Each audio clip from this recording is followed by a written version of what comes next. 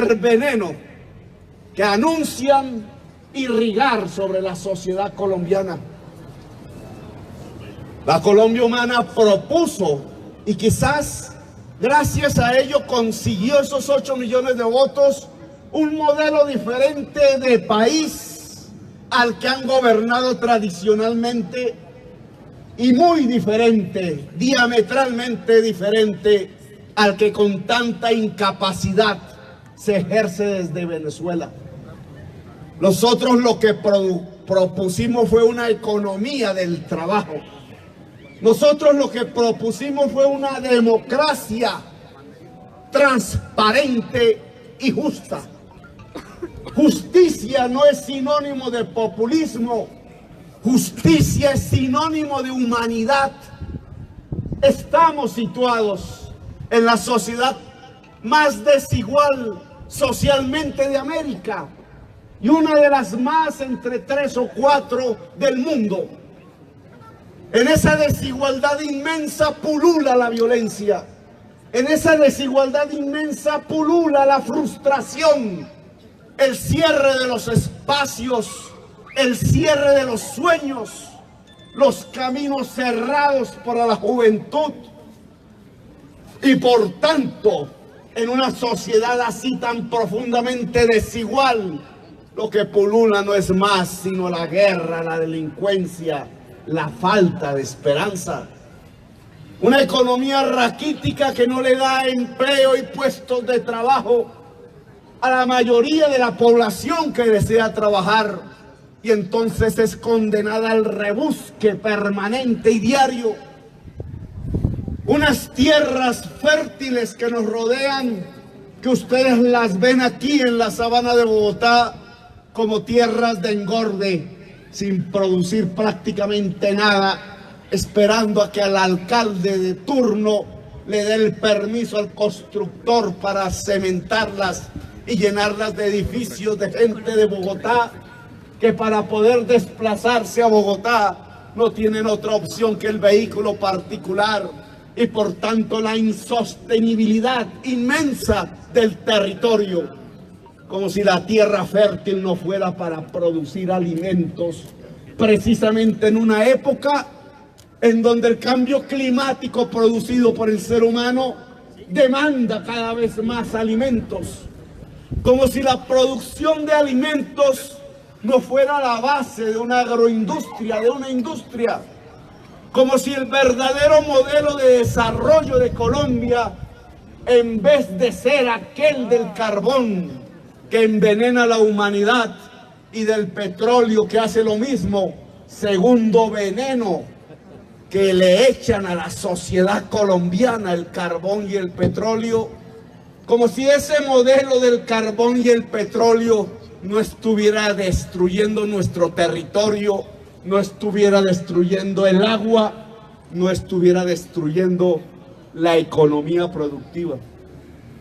Nosotros propusimos una cosa diferente: la agricultura, la industria.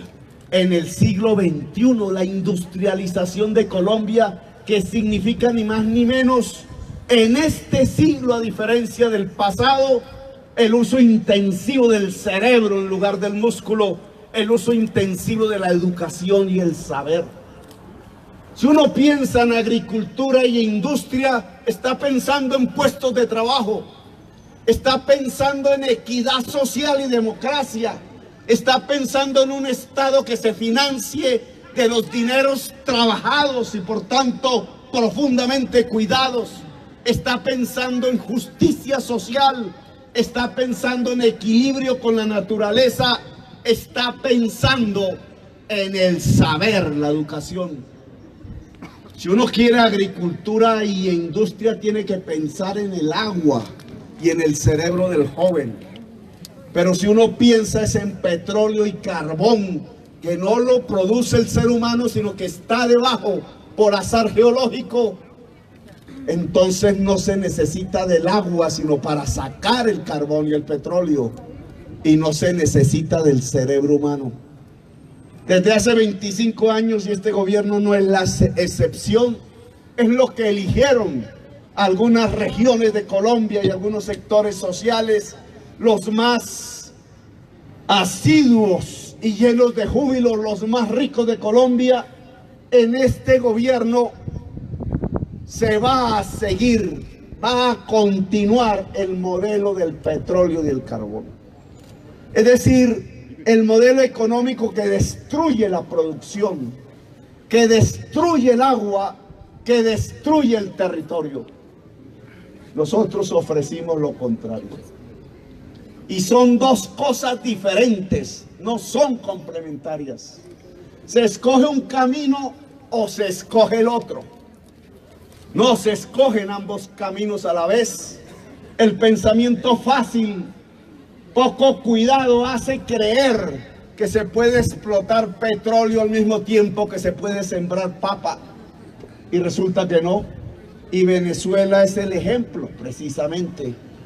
Si vivimos del petróleo, nos llenamos de dólares no trabajados. Si vivimos del petróleo, no hay más puestos de trabajo que los del pozo petrolero y el cuidado del tubo o del tren en caso del carbón, tren que además es automático.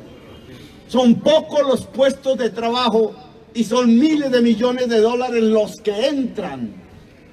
Miles de millones de dólares que entran y producen que el dólar se vuelve barato y por tanto todo lo importado se vuelve barato. Podríamos hacer aquí un censo de lo que tenemos puesto. Gorras, camisas, pantalones, zapatos. De lo que comemos en el día de hoy. De los cacharros que usamos en el día de hoy, incluidos estos celulares.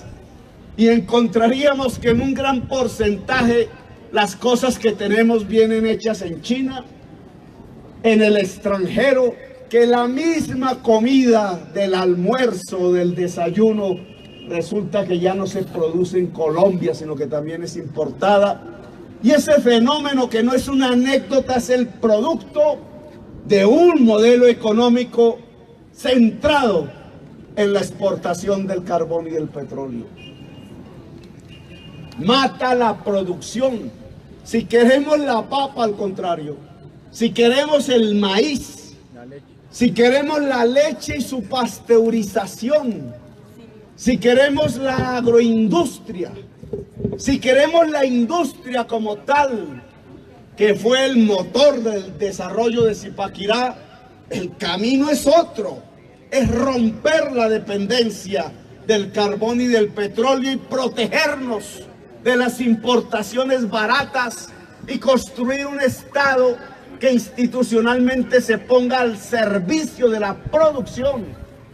No es una producción de 5 grupos económicos, es una producción de millones y millones de colombianos que a partir del trabajo podrían empezar a abrir las sendas de la prosperidad, los caminos de las esperanzas, las perspectivas de los sueños, las posibilidades para una juventud que entonces sí se sentiría copartícipe, porque sería absolutamente necesaria y imprescindible a través de una educación superior que, como propuse, en Colombia debería ser pública, de calidad, general como derecho y gratuita.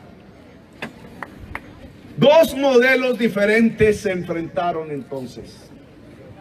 Y el miedo hizo que ganara el peor.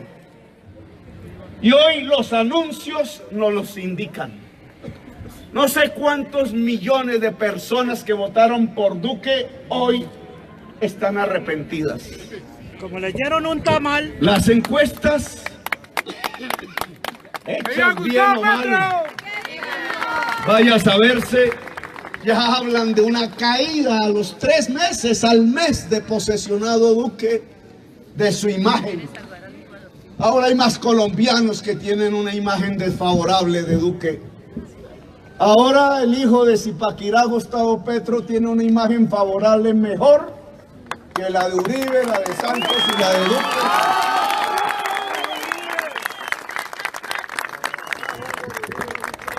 Esa caída sorpresiva, porque no sucedía así con ningún presidente. La gente siempre tenía expectativas, daba un tiempo Al cabo de 100 días, al cabo de un año empezaban los problemas realmente, pero este señor en un mes se desploma en la opinión pública. Tiene tiempo de rehacerse indudablemente. ¿Eso es Facebook Live? Los seres humanos tienen la capacidad del pensar, de retomar sendas o de cambiar sendas. Pero lo cierto es que al cabo de un mes el gobierno empieza a dejar ver sus fallas, su desgobierno y sus anuncios, que son los que producen la impopularidad. Los anuncios tienen que ver con que le dicen a la sociedad colombiana que le van a arrojar encima 3 venenos. Venenos. El primer veneno, el glifosato, allá en las sociedades del sur, del Pacífico y de las selvas, allá donde nace el agua de toda Colombia, en el Nudo, en Nariño y en el sur del Cauca, en el gran macizo colombiano. El glifosato, que en los procesos judiciales en Estados Unidos han demostrado que produce riesgo de cáncer, y cáncer efectivamente, y que aquí, para tratar de vender más, las multinacionales de Monsanto y otras lo introducen de nuevo como si fuera la panacea para luchar contra el narcotráfico, y lo único que hacen es arrojarle el veneno al agua de Colombia y a los campesinos que por la incapacidad de estos gobiernos han sido conducidos al borde de las selvas y donde solamente pueden producir para sostenerse hoja de coca. Glifosato, el primer veneno. Y no acaban de anunciar el primer veneno y anuncian el segundo, el fracking. Usar el agua de manera intensiva, masiva, inyectar la presión allá en las zonas petroleras y carboneras para sacar el cuncho del petróleo que aún queda y poder seguir viviendo del petróleo y robándose las regalías. Sacrificar el agua por el petróleo, el peor negocio que una sociedad decente podría hacer en el siglo XXI, porque el agua es la vida, y si la sacrificamos, lo que estamos sacrificando es la vida por unas ganancias momentáneas que da el pozo del petróleo. Y el tercer veneno que anuncian es la reforma tributaria, sustentada, según ellos, en ponerle el IVA a toda la canasta básica familiar. 3 venenos: el IVA, el fracking y el glifosato. ¿Podrá sobrevivir la sociedad colombiana si arrojan realmente esos 3 venenos? ¿O más bien nos irán conduciendo a partir de esos 3 venenos de nuevo a lo que ha sido el común denominador de la historia de Colombia, la violencia y la guerra? Si arrojan el glifosato, el campesinado productor de hoja de coca va a reaccionar, pasándose hoy de amigo del Estado, que lo era a partir de los nuevos diálogos, a enemigo del Estado. Y quienes van a usar esa enemistad de esa sociedad, la campesina productor de hoja de coca, pues ya no van a ser ni la FARC, ni el ELN, ni la vieja insurgencia. Va a ser los nuevos actores de la violencia, los paramilitares, que ya no son de viejo cuño como los que denuncié, sino que tienen control territorial como ellos, pero tienen unos mandos diferentes, unos mandos que no nacieron en Colombia, que tienen origen mexicano. Es la historia del narcotráfico que se nos devuelve como una maldición. Los carteles colombianos crearon los carteles mexicanos, los pusieron a su servicio para pasar la cocaína a Estados Unidos, y ya conocedores del negocio, aquellos carteles mexicanos se volvieron más poderosos más bárbaros, más asesinos, y tienen una estrategia continental, manejan el mapamundi para su negocio, no simplemente el barrio allá en Medellín o en Cali o la ruta por el Golfo de Morrosquillo de Urabá. Es el mapamundi como una estrategia mundial. Esos carteles de México hoy dominan el paramilitarismo colombiano. Y si el gobierno de Colombia comete la torpeza de fumigar con glifosato, les entregará centenares de miles de campesinos que verán el Estado colombiano como su enemigo y empezarán a ver como su amigo el grupo narcotraficante armado dirigido desde México. Nunca antes habíamos estado desde los tiempos de Panamá tan cerca de una pérdida real de soberanía colombiana. El primer veneno y el segundo el fracking. Bien dice el concejal que uno de los ejes de la Zipaquirá humana tiene que ser el cuidado del agua. El gobierno que tenemos anuncia no volverse responsable del cuidado del agua, es decir, de la base de la vida, y ponerlo más bien y usarla como una materia prima para extraer el petróleo. Bien sería bienvenida la oportunidad de que Zipaquirá diera el ejemplo como territorio de que lo primero que hay que hacer si se quiere humanizar, si se quiere potenciar la vida, es cuidar el agua, desde sus fuentes hasta sus usos, de tal manera que el agua tenga prioridades. La primera, la vida humana; la segunda, la producción de alimentos y el cuidado de la vida; y la última, la minería. Claro que sería interesantísimo que una alcaldía pudiera plantearse en forma concertada la sustitución de la actividad del carbón en el páramo de Guerrero, pero se enfrentaría ante una estructura real, injusta en el territorio. Y es que quizás esos mineros, que ninguno es rico, diría: bueno, ¿y en qué trabajamos, alcalde? Y el alcalde diría: en la agricultura. Y el minero quizás diría: bueno, mi abuelo quizás trabajaba en el campo. ¿Dónde está la tierra? Y no es en el páramo donde está la tierra fértil, es aquí. ¿Y esa tierra fértil de quién es? ¿Y cuánto vale? ¿Y por qué no está produciendo nada? Porque son lotes de engorde de la especulación inmobiliaria por su cercanía a la gran ciudad de Bogotá. Porque no ha habido una política nacional que vea la tierra como lo primero, que es la base de la agricultura, y en cambio la ve como el instrumento de la especulación.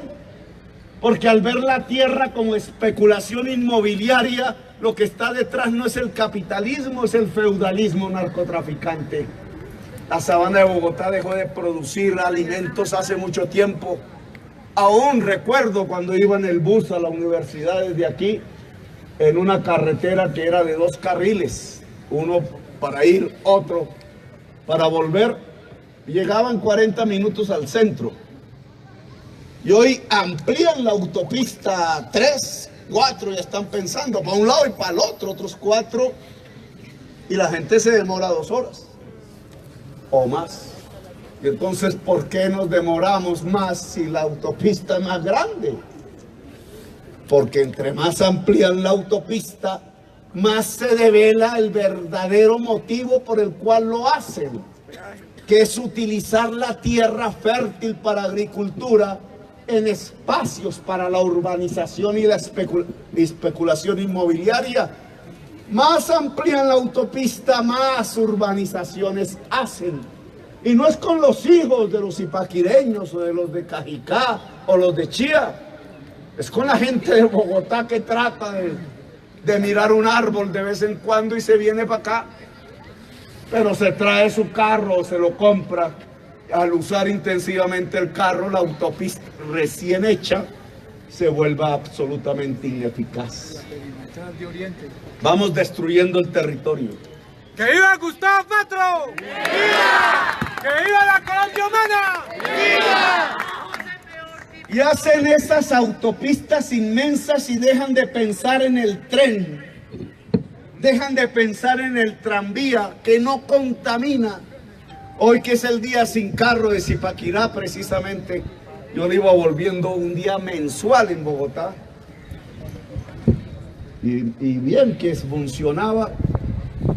Dejan de pensar en el tren y en el tranvía porque esas grandes infraestructuras de cemento le permiten a través de los contratos de concesión robarse precisamente las regalías del petróleo y del carbón. Es a partir de la Ruta del Sol o de las concesiones viales o de la autopista que va para Villavicencio que cada mes se destruye, como se han venido robando las regalías. Y entonces vamos siendo conducidos a un modelo económico en donde unos se enriquecen y la mayoría no trabajamos. El modelo del petróleo y del carbón, es decir, el mismísimo modelo de Venezuela. Segundo veneno. Y el tercero, nuestra reforma tributaria anunciada. ¿Para quién? ¿Quién paga el IVA de la canasta básica familiar? Si le ponen un IVA a la leche o a los huevos o a la carne o a la yuca o a la papa, ¿quién paga? Pero no los mariscos. Todos. Y entre más le cueste a un asalariado, quizás desempleado, la canasta del mercado, más le cuesta ese impuesto, así sea el mismo mercado que compra una persona con 3 millones de pesos de salario, o 4 o 5. Entre más pobre, más le cuesta el IVA al huevo, más le cuesta el IVA a la leche. Es decir, lo que están proponiendo es financiar el Estado sobre los hombros de la gente que trabaja, de la gente que pasa necesidades, sobre los hombros de la clase media. Y paralelamente que hacen ese anuncio, entonces dicen, ya lo había dicho Duque en campaña, que le reducen los impuestos a las utilidades de las corporaciones, de las grandes empresas, de los dueños de los bancos, de los dueños de los campos petroleros, de los dueños de los campos del carbón. Luis Carlos Sarmiento Angulo sale y dice hace 3 días, estoy de acuerdo con que le pongan el IVA a la canasta básica familiar. Y está contento porque a él le rebajan los impuestos de renta de las utilidades del Banco de Bogotá o de la corporación Las Villas o del Banco Popular, etc. Oiga, ¿de dónde sacan las utilidades los bancos? Es la plata de la gente. Entre el crédito y el ahorro, unas tasas de interés diferentes. El Estado le consigna los recursos y usan la plata pública. Los cotizantes en salud y en pensiones les cotizan a los fondos privados y pasan a los bancos, y toda es plata que no tiene nada que ver con el bolsillo del señor Luis Carlos Sarmiento, pero de ahí saca él sus utilidades, y el gobierno de Duque entonces le dice, de esas utilidades le rebajamos los impuestos. Y a cambio, el impuesto a la señora Pancracia, a la señora María que hace blue jeans para sostener los hijos, el impuesto al señor Pedro González que trabaja en Peldar sobre su salario, al señor que vende allá jugos, al vendedor ambulante que al final tiene que ir a una tienda a comprarse la libra de arroz o el aceite, y a partir de allí entonces son ellos los que empiezan a pagar los impuestos. Una injusticia tributaria, una injusticia anunciada que va a aumentar aún más la desigualdad social, en el país más desigual de América y que al aumentar la desigualdad va a mover los motores que han conducido a la violencia histórica y perpetua de Colombia. 3 venenos entonces han anunciado. Es por ahí por donde la imagen de Duque se desbarata y es ahí donde la Colombia humana tiene que estar lista. Y por eso estamos aquí. ¡Viva la Colombia humana! ¡Que viva! Por eso es que estamos aquí.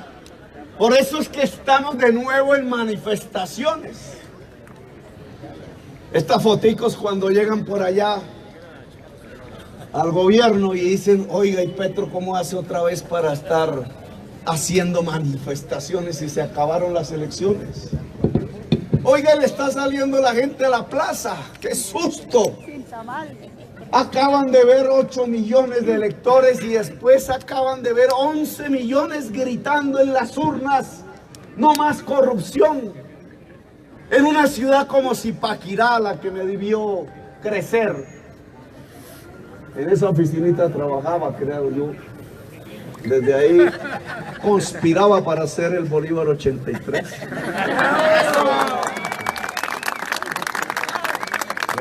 no se me quitó la maña.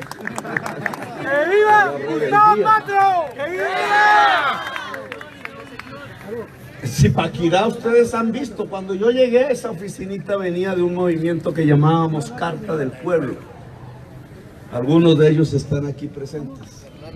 Que vendíamos periódico, no me acuerdo cuánto. 50. 1000 periódicos sacábamos. Eran centavos. Y nos fuimos a elecciones y sacamos 700 votos, recuerdo, 780 votos.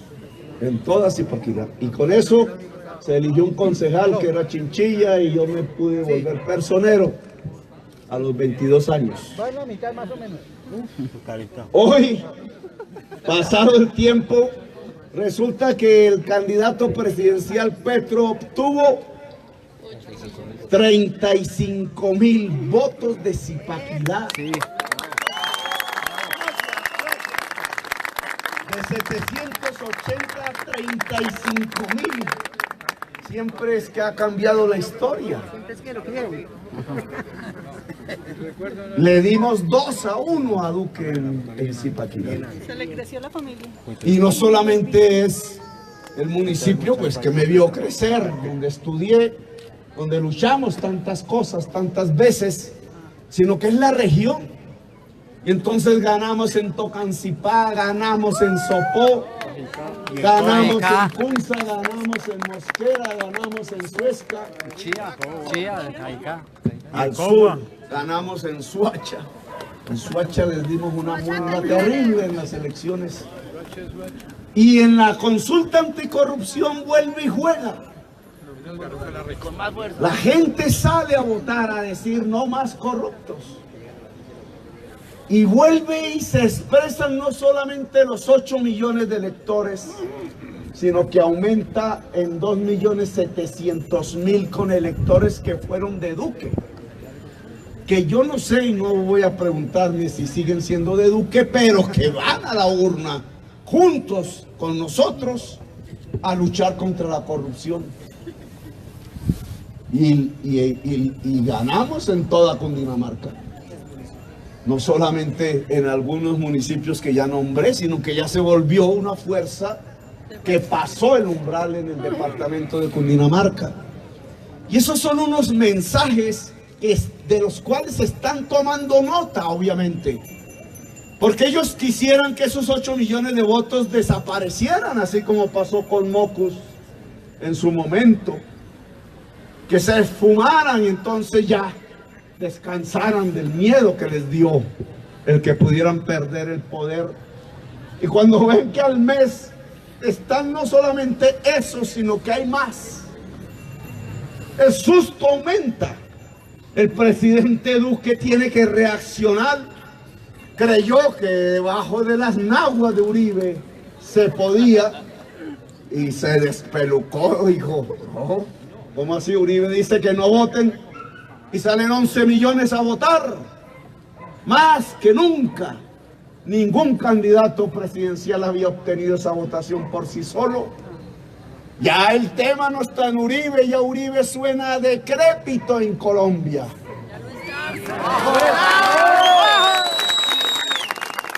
Ni en Antioquia siquiera. 1.300.000 antioqueños y antioqueñas no le hicieron caso a Uribe. Eso es un montón de gente. Quizás no están con Petro en este momento, es cierto, pero están pensando ya en otras cosas. Ya, ¿cómo se dice? Se sacudieron mentalmente. Están aterrizando al siglo XXI, dejaron de estar en el siglo XIX. Solo le queda una pichurria a Ordóñez, que él ni siquiera está en el siglo XIX. Él está en el siglo XVI. Duque dice, no señor, esto va para otro lado. Y se atreve a citar entonces hace 2 noches. Hasta las 12 de la noche yo fui. Y dije, no voy a hacerle el feo a Duque, tampoco hace un esfuerzo. Lo cortés no quita lo valiente y llegamos, nos sentamos todos los fuerzas. Echado el uribismo de que la FARC se va a tomar a Colombia y no sé qué más cuentos, de que el proceso de paz vuelve homosexuales a la gente. Poco de cuentos. Y el que termina invitando al comandante de la FARC al palacio es su ahijado, el que dijo que votaran por él, el señor Duque. Claro, lo hace Duque porque se está dando cuenta que hay una fuerza enorme en la sociedad colombiana, que no era espurio, que no era fugaz, que esos 8 millones están ahí actuando, que están presentes. Cuando vengo a la plaza pública es a demostrarlo en la práctica, a que la gente de la Colombia Humana que organiza en los municipios no se enrede la vida y la piola peleando por liderazgos en recintos cerrados a ver quién es el jefe, como suele suceder en las organizaciones políticas, sino que salga a asumir la responsabilidad política del hoy. Y es que 8 millones de electores no son cualquier cosa, nos han dado una orden, la orden de resistir. Y resistir no es acostarse en la cama a esperar 4 años a ver si la opción, ahora sí, en el 2022, se puede volver una realidad. Si nos quedamos en la cama no volverá a haber ninguna otra oportunidad. Resistir es ya. Resistir es detener los venenos que quiere arrojar el gobierno sobre la sociedad colombiana, así ese gobierno no sea el nuestro. Resistir significa que partes del programa de la Colombia Humana se vuelvan realidad desde ya, incluso moviendo al gobierno a que los vuelva una realidad, o incluso ganando el poder local para hacer lo que quisimos hacer a nivel nacional, a nivel local. Que queremos educación superior, desde la alcaldía se puede. Que queremos ordenar el territorio alrededor del agua, desde la alcaldía se puede. Que queremos el ordenamiento productivo y no rentístico, el uso de las tierras en un sentido no especulador, sino productivo. Desde la alcaldía se puede. Claro que hay límites, no pueden mover las leyes. Yo fui alcalde, sé cómo es eso. Alcalde con mucho presupuesto de Bogotá, ni más ni menos. Pero resistir puede consistir en ganar el poder local. Y el poder local es el año entrante. Triste sería una realidad donde una Zipaquirá se da la pela de ganarse las elecciones presidenciales y de ponerse, lo decía aquí en esta misma plaza antes de esas elecciones, de ponerse en la vanguardia de la sociedad. Zipaquirá siempre ha estado en la vanguardia de la sociedad en toda la historia. Por alguna razón que algún sociólogo escribirá algún día, desde que éramos precolombinos, esta región ha sido fundamental. Con la sal, era la moneda indígena, era la posibilidad de la unificación de los pueblos indígenas de lo que hoy conocemos como Colombia. Desde la colonia, rebelándose en la colonia, o donde eran los comuneros, o en qué plaza fue en la que pernoctaron los comuneros de Santander y de Cundinamarca, si no fue esta. Y aquí fue el inicio de la independencia, o si no ese parque que llamamos de los mártires, ¿qué es? Sino el sitio donde fusilaron zipaquireños que hablaron de libertad. Buenas tardes. Y por ahí hay una placa que yo siempre leía del Paso el Libertador. Zipaquirá era bolivariana. Y después guerrillera liberal de no sé cuántas guerras. Nunca estuvo al lado del oscurantismo. Siempre estuvo al lado de las banderas de la libertad y las nuevas ideas. Y después anapista. Y aquí se llenó esta plaza cuando se robaron esas elecciones de obreros anapistas de las industrias. Y ahí fue que nació mi problema, porque yo ya había llegado a Zipaquirá y entonces vi eso. Y después nosotros, indudablemente, y ese nosotros, que ya es una generación que se ha madurado y ha encanecido, se hizo aquí en esta Zipaquirá, y Zipaquirá nos respondió dándonos un triunfo en la segunda vuelta presidencial contundente. Zipaquirá dijo: queremos la Colombia humana ya. Esa es Zipaquirá. Y esa Zipaquirá ahora tiene unos retos. Y es ese. Triste sería que después de esas batallas pacíficas, dadas por decenas de miles de zipaquireños y zipaquireñas, termináramos eligiendo un politiquero de siempre ahí. Hay que pensar el programa, obviamente, hay que las capacidades de gobierno, obviamente. Lo que podemos hacer desde ese presupuesto, su cuidado, su transparencia, su democratización, la puesta al servicio durante los próximos 4 años de los objetivos fundamentales de la Colombia humana: el agua, la educación superior, la educación generalizada, el tratamiento profesional a la primera infancia zipaquireña, la salud preventiva, el cambio del modelo de salud. Miren ustedes el hospital, todavía hoy, un mes después de elecciones, no lo han dotado. Y no lo dotan porque lo que quieren es clínicas privadas y hospitales privados. Y miren las peleas ya que se están asomando en nuestra sociedad.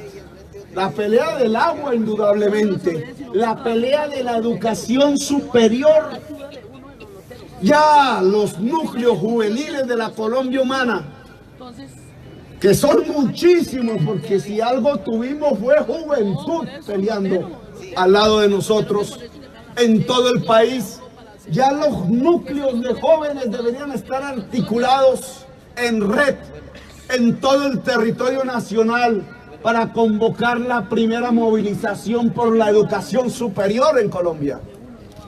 En el presupuesto que están debatiendo, que lo hizo Santos pero lo avala Duque, los recursos de la educación superior no crecen. Luego todo lo que dijeron tratando de imitar nuestras propuestas era mentira. Pero la Colombia humana no se puede contentar en una plaza diciendo: oiga, nos engañaron. sino que tiene que actuar, salir a la calle. ¡Que viva Gustavo Petro!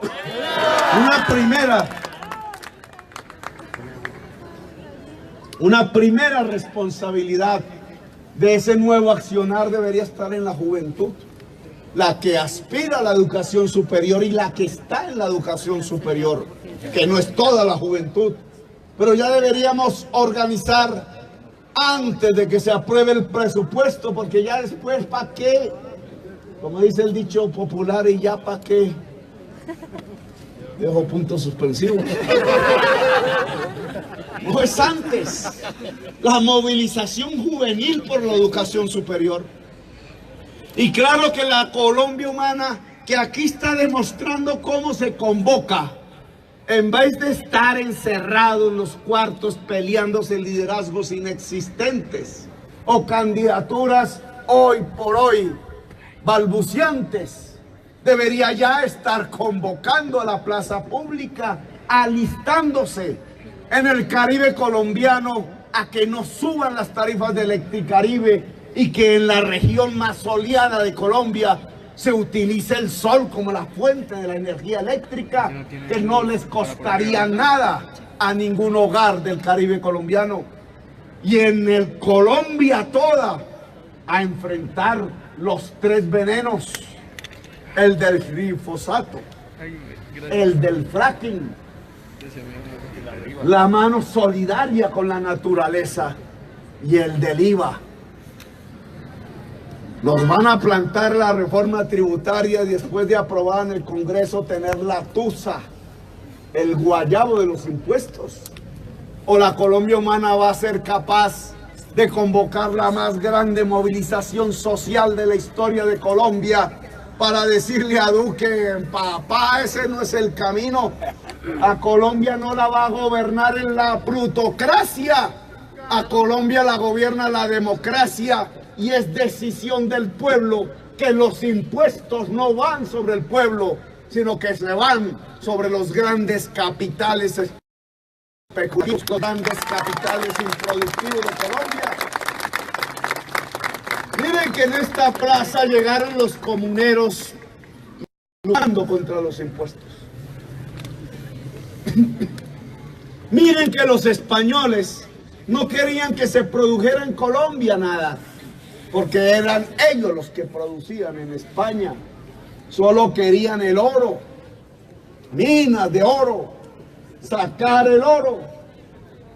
Por eso los piratas holandeses, franceses e ingleses atracaban esos galeones en el mar Caribe. Y por eso pusieron impuestos para que no se pudiera producir en Colombia. Los pequeños productores